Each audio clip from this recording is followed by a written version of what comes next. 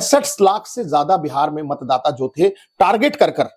जो डिस्ट्रिक्ट्स जहां पर विपक्ष के लोगों के, आरजेडी के, कांग्रेस के लोगों के, माले के, सीपीआई के और अन्य पार्टियों के, जो विपक्षी पार्टी थी जहां पर पिछले चुनाव में उन्हें वोट ज्यादा पड़ी थी, उन्हीं जिलों में जाकर उन्होंने टारगेट कर कर एसआईआर के नाम पर लगभग 65 लाख 70 लाख के करीब वोटों को डिलीट किया। कुमार गुप्ता जी और ये पूरा इलेक्शन कमीशन आया है, इस इलेक्शन कमीशन ने सारी मर्यादाओं को तार तार किया। और कांग्रेस की नेशनल कमेटी में ऐसे ऐसे लोग हैं जिनको उनका पड़ोसी तक नहीं जानता, लेकिन वो आज कांग्रेस की वर्किंग कमेटी के मेंबर है, कांग्रेस के राष्ट्रीय सचिव है, कांग्रेस के पता नहीं कितने बड़े बड़े लीडरों के पद लेकर बैठे हैं। चुनाव अब इतना आसान नहीं है इस भारतीय जनता पार्टी के खिलाफ लड़ना। इसके लिए आपको दिन रात जमीनी कार्यकर्ता चाहिएंगे जो आउटरीच करते हो, जो समाज के बीच में आते जाते हो, और जो आपकी रेस के घोड़े हैं उनको आपको मैदान में लाना पड़ेगा, शादी के घोड़ों को आपको घर बिठाना पड़ेगा।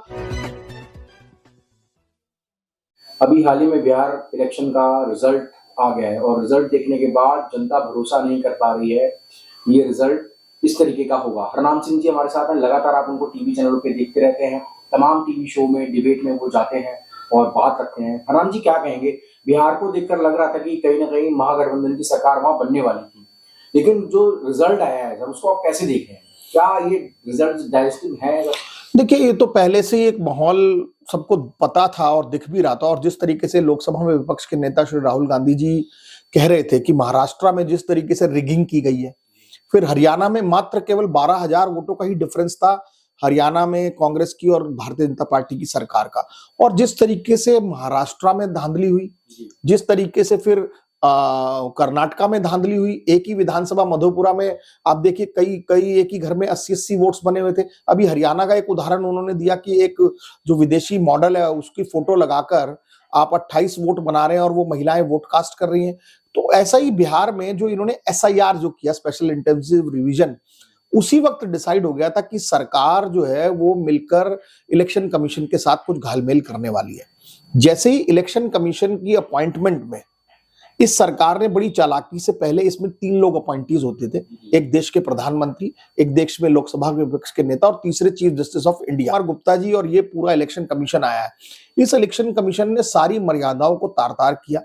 अपना एक मनमाना रवैया किया। आज जब देश में एक आम नागरिक जो टैक्स पेयर है, जिसको भारत के संविधान अधिकार देता कि अगर कोई भी संवैधानिक संस्था के को आरोपित करता है या उससे सवाल जवाब करता है, तो उस संवैधानिक संस्था का ये दायित्व बनता है कि वो उसको जवाब दे। लेकिन जब देश के चुने हुए जनप्रतिनिधियों की लोकसभा में विपक्ष के नेता प्रेस कॉन्फ्रेंस कर पब्लिक डोमेन में अगर कोई आरोप लगाते हैं और बताते हैं कि इस तरीके से इन राज्यों में ये सबूत के साथ कि ये गड़बड़ियां हो रही है, डिस्क्रिपेंसी हो रही है, और इलेक्शन कमीशन इस पर बाज आए, तो इलेक्शन कमीशन उनका संज्ञान लेने की बजाय, उनको लेटर लिखने की बजाय कि ठीक है आपने हमें कुछ गलतियां खामियां नोटेड कराई हैं, हम इस पर ठीक करेंगे, वो एक मखौल बनाते हैं, एक मजाक बनाते हैं देश के विपक्ष के नेता का, और साथ में उनसे एफिडेविट की डिमांड करते हैं, उनके खिलाफ प्रेस कॉन्फ्रेंसेस करते हैं, सूत्रों के हवाले से कोई ना कोई इनपुट्स छोड़ते हैं। तो एक तरीके से वो सरकार का मुखौटा बनने का काम कर रहे हैं। और स्पेशल इंटेंसिव रिवीजन जो बिहार में किया, आपने देखा होगा कि इलेक्शन कमीशन कोई काम कर रहा होता है, इलेक्शन कमीशन कोई गवर्नमेंट ऑफ होम मिनिस्ट्री नहीं है कि वो देश की जनगणना करेगा। आज इलेक्शन कमीशन ने स्पेशल इंटेंसिव रिवीजन के अंदर में 65 लाख से ज्यादा बिहार में मतदाता जो थे, टारगेट कर कर जो डिस्ट्रिक्ट्स जहां पर विपक्ष के लोगों के, आरजेडी के, कांग्रेस के लोगों के, माले के, सीपीआई के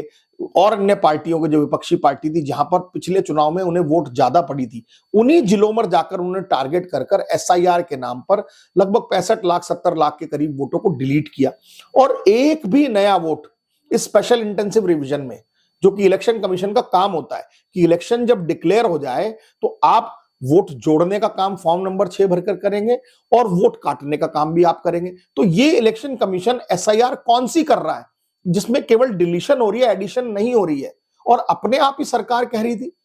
कि हम घुसपैठियों को निकाल के आएंगे, स्पेशल इंटेंसिव रिवीजन होगा तो घुसपैठिए निकल के आएंगे। आज ना इलेक्शन कमीशन बता पाया कि एक भी घुसपैठिया बिहार में है क्या, आज ना देश का गृह मंत्रालय बता पाया कि एक भी एक घुसपैठिया बिहार में है क्या। केवल और केवल ये विपक्षी वोटर्स को टारगेट कर कर इन्होंने स्पेशल इंटेंसिव रिवीजन के माध्यम से वोट काटा, वोटों की चोरी की, और उसका एक नजरिया और नमूना था। और दूसरा, इसमें मैं उदाहरण देता हूं। इलेक्शन कमीशन ने जब मॉडल कोड ऑफ कंडक्ट लग जाता है, इलेक्शन कमीशन की आचार संहिता लग जाती है, उस वक्त कोई भी सरकारें, कोई भी विपक्षी पार्टी किसी भी प्रकार की जो घोषणाएं या किसी भी प्रकार का लालच या किसी भी प्रकार का प्रलोभन नहीं दे सकते। लेकिन यहां सरकार मुख्यमंत्री योजना के नाम पर जिस दिन चुनाव डिक्लेयर होना उससे 2 घंटे पहले 10-10 हजार रुपए वहां की महिलाओं को उनके खाते में डायरेक्ट ट्रांसफर करते हैं। तो क्या एक तरीके की रिश्वत नहीं है? क्या एक तरीके की ये मॉडल ऑफ कोड कंडक्ट की धज्जियां उड़ाना नहीं है? इलेक्शन कमीशन कहां सो रहा है? इलेक्शन कमीशन को क्या इसका संज्ञान नहीं लेना चाहिए? आज जब 20 साल से नीतीश कुमार जी की और एनडीए की सरकार चल रही थी, तब तो उनको महिलाओं को 10-10 हजार रुपए देने की सूझी नहीं, तब तो महिलाओं को एम्पावरमेंट करने की सूझी नहीं। चुनाव से डिक्लेयर से 2 घंटे पहले मॉडल कोड ऑफ कंडक्ट लगा होने के बावजूद अब वो 10-10 हजार रुपए ट्रांसफर कर रहे हैं। तो एक तरीके से इस देश में स्वतंत्र चुनाव कहां हो रहे हैं और कहां देश की न्यायपालिका काम कर रही है? आज सुप्रीम कोर्ट, माफ कीजिएगा, सुप्रीम कोर्ट को इस पर स्वतः संज्ञान लेना चाहिए, सुमो मोटो लेना चाहिए। कल अगर कोई पार्टी सरेआम पैसा बांटेगी और वोटर्स को प्रलोभन देगी, आज महिलाओं को देने की बात है, कल युवाओं को देने की बात होगी, परसों बुजुर्गों को देने की बात होगी, तो इस तरीके से जिन पार्टियों के पास पैसा है और धनाढ़े हैं, अडानी अंबानी जैसे, तो वो लोग तो फिर कभी भी विपक्षी पार्टियों की सरकार, दूसरी विचारधारा की सरकार को आने ही नहीं देंगे। ये एक बहुत बड़ा जनता के सामने सवाल है। ये ना केवल विपक्ष की हार है, लेकिन इसमें कहीं ना कहीं बहुत सारे सवाल भी बिहार चुनाव छोड़ के गया है कि बार बार महाराष्ट्र चुनाव हुआ, फिर अभी हरियाणा चुनाव हुआ और अब जाकर बिहार चुनाव हुआ। जब वोट चोर गद्दी छोड़ वाला जो पूरा मामला बिहार में चला था, क्या जनता का भरोसा या विश्वास नहीं हुआ, या फिर ये 10,000 रुपए दिए गए ये बड़े पड़ गए वोट चोर गद्दी छोड़? देखिए, मैं मानता हूं वोट चोर गद्दी छोड़ का तो जो राहुल गांधी और विपक्ष ने मुद्दा उठाया था वो ना केवल बिहार तक चला, पूरे देश में लोगों को बताया और उसका स्वतः संज्ञान खुद योगेंद्र यादव जी की कोर्ट में जो याचिका चल रही है सुप्रीम कोर्ट में, सुप्रीम कोर्ट तक ने माना कि किस तरीके से पहले इलेक्शन कमीशन आधार को नहीं मान रहा था, उनसे अनोखे अनोखे कागज मांग रहा था। आज जब सुप्रीम कोर्ट ने उसमें संज्ञान लिया कि आधार कार्ड भी एक प्रमाण पत्र है, तो तब वो जाकर माने। नहीं तो ये तो 65-70 लाख से छोड़िए, तो 2-3 करोड़ मतदाताओं को उड़ाने का इनकी मंशा थी। और आज जब ये जैसे वेस्ट बंगाल में करेंगे, आने वाले समय और राज्यों में करेंगे, तमिलनाडु में करने जाएंगे, जहां जहां विपक्षी पार्टियों की सरकार है, ये एक तरीके का सत्ता पक्ष ने टूल बना लिया है कि एसआईआर के नाम पे आप उन पार्टियों के समर्थित वोटर्स को काट दीजिए ताकि वो वोट ही ना कर पाए। ये एक तरीके से उनका संवैधानिक जो हक है उसको मारने की बात है, और ये संविधान और लोकतंत्र को मैं समझता हूं बचाने की लड़ाई को और करना पड़ेगा। लोग ये भी आरोप लगा रहे हैं हरनाम जी की इसके जो ये प्रक्रिया पूरी चल रही है, चाहे उत्तर प्रदेश हो, मध्य प्रदेश हो, एक तरीके से क्षेत्रीय पार्टियों को खत्म करने की कहीं ना कहीं एक साजिश चल रही है, ये भी मान सकते हैं कैसे? देखिए, क्षेत्रीय पार्टी हो चाहे मैं कहता हूं नेशनल पार्टी हो, आज जब देश में विचारधारा की बात है, ये देश एक बड़ा डेमोक्रेटिक देश है और उसमें हर विचार के लोग, हर पंथ के लोग, हर प्रांत के लोग, हर क्षेत्रीय भाषा बोलने वाले अपना अपना विचार और पार्टी बना सकते हैं। तो कोई पार्टी इस देश के संविधान की भावना के खिलाफ ही है ये, कि अगर कोई पार्टी इस तरीके की विचारधारा रखती है कि हम क्षेत्रीय पार्टियों को समापन कर देंगे, हम क्षेत्रीय भाषाओं को समाप्त कर देंगे, हम एक विचार को जो हमारे खिलाफ है उसको खत्म कर देंगे, तो ये तो संविधान की भावना के अनुरूप नहीं है, संविधान की भावना के खिलाफ है। अगर कोई विचारधारा आपके खिलाफ है, देखिए जैसे देश में 125 साल पहले जब देश की आजादी के लिए लोग लड़ रहे थे, तो आरएसएस ने तो इस देश में कोई आजादी के लिए काम नहीं किया, उनका एक अलग विचार था, लेकिन उस वक्त की तत्कालीन सरकार ने आरएसएस को कुचला तो नहीं,